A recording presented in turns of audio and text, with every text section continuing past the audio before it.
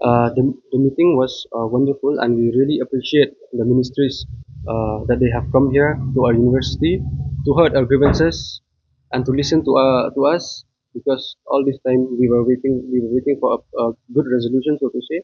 And yes, we are hoping that the that they're coming to our university today. We hope that we will get a resolution that will be acceptable to all the stakeholder of this university. Our demand was like before only. We will never change this one. We have stand firm with this decision that no matter what, for Professor Shukla, we will never accept him in our university. And even the local people of Meghalaya also have declared him as a persona non grata. Therefore, his presence we will not accept no matter what. The only thing is we are positive after meeting them. That seems like they are willing to find a solution so that NEHU comes back to normalcy.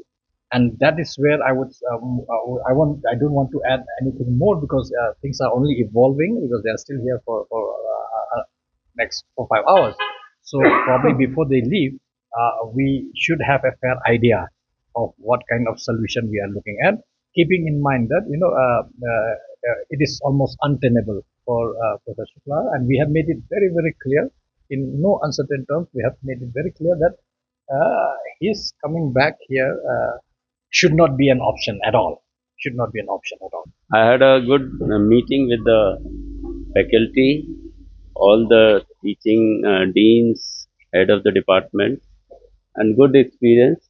I hope everything is will be normal and will work better.